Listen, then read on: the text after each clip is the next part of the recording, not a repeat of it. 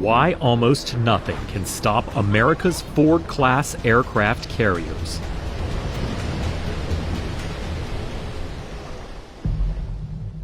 The Navy is making lethality-enhancing modifications to its next two new Ford-class aircraft carriers, to include weapons-oriented ship adjustments intended to further increase overall aircraft carrier combat effectiveness.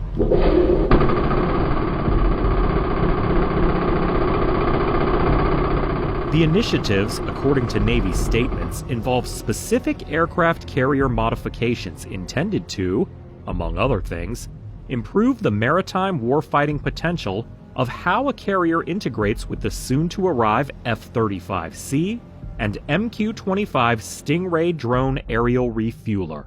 These now underway modifications, which Navy developers specified do not include changes to the F-35C or Stingray themselves, are in part intended to step up aircraft carrier attack abilities on the open sea, made manifest by the Navy's recent cost-saving two-carrier buy. All of this is enabled by a two-carrier Navy buy of its next two Ford-class carriers. Instead of stovepiping or separating purchases for its next two carriers, the Navy has awarded a contract to Huntington Ingalls Industries to build both the future USS Enterprise, CVN-80, and USS Doris Miller, CVN-81.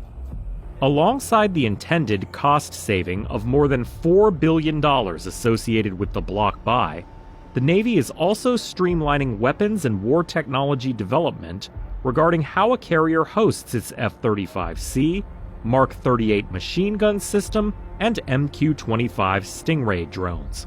These modifications increase the lethality of the Ford class and represent an additional $100 million in savings, since these modifications were not included in the original single CVN Navy estimate, a Navy statement writes. These modifications to the carriers themselves, described as lethality-enhancing measures, appear to be part of the Navy's broader strategy to massively increase offensive and defensive war systems for its Ford-class carriers. Part of these modifications include the introduction of digital shipbuilding techniques as well. Integrated Digital Shipbuilding, IDS, is key to achieving the production efficiencies of the two CVN buy. The Navy and the shipbuilder are investing in IDS, which will reduce the amount of production effort required to build Ford-class carriers, William Couch, Naval Sea Systems Command spokesman, told Warrior Maven. Streamlining the integration of these platforms, as stated by the Navy, could bring a range of substantial enhancements and align with the Navy's strategy to better prepare its carriers for war. The F-35C, naturally, will bring a new array of attack options for the carrier air wing, not to mention an unprecedented measure of aerial intelligence, reconnaissance, and surveillance, ISR. Drawing upon new sensor and targeting technology, the aerial attack range will be significantly changed, and stealth technology will enable air attack to operate in higher threat environments, such as areas containing advanced air defenses. The arrival of the F-35C is, by all estimations, expected to change the paradigm for carrier air attack. These enhancements are intended to work alongside and benefit from the emergence of a first-of-its-kind drone refueler, which brings the promise of potentially doubling the attack radius for carrier-launched fighters. An ability to refuel while in flight massively extends a carrier's attempt to further project power, while remaining at safer standoff distances. If the combat radius of an F-18 or F-35 on one fuel tank reaches 300 to 400 miles or so, the aircraft will have to turn around at a certain distance from its carrier. However, if an attack platform can double that range, it can naturally travel much farther, enabling much more dwell time when it comes to attacks and provide the option to strike targets farther inland or from greater distances. With a clear intent to enhance the Navy's carrier-based forward attack presence worldwide, shipbuilder Huntington Ingalls released a statement that the two-carrier buy is instrumental toward actualizing the Navy's planned fleet expansion. Streamlined acquisition, he says, can bring the Navy closer to a path toward a 12-carrier fleet. A shipbuilder Huntington Ingalls Industries statement at the time of the award called the two-carrier buy a triumphant step toward returning to a 12-ship aircraft carrier fleet and building the 355-ship Navy our nation needs, Jennifer Boykin, president of Newport News Shipbuilding, said in a company statement.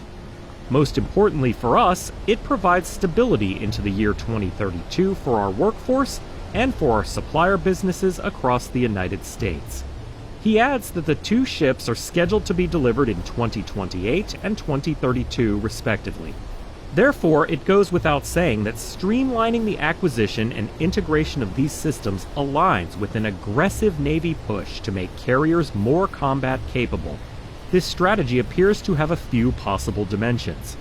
While carriers typically operate in carrier strike groups surrounded by cruisers, destroyers, and other warships able to provide protection, a fast-changing threat environment is expected to create the need for more dispersed or disaggregated operations.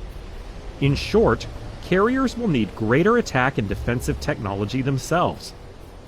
For this reason, the service is not only looking to streamline and accelerate the arrival of the F-35C and drone tanker, but also bring new weapons such as lasers, guns, electronic warfare, and new interceptor defense systems.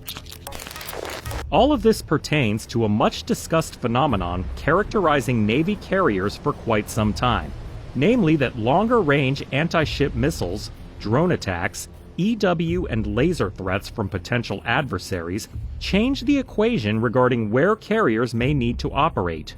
Observers have said new weapons, such as the Chinese DF-26 anti-ship missile, reportedly able to travel up to 900 miles, and other emerging threats, radically change the manner in which carriers will need to function, making them potentially less able to attack and project power. However, Navy leaders and developers often say, not so fast, making the point that emerging weapons and carrier defenses will enable carriers to operate where they need to. Naturally, they do not offer much specifics, for security reasons, but there are a range of fast-emerging weapons which dramatically improve the Navy's layered ship defense system.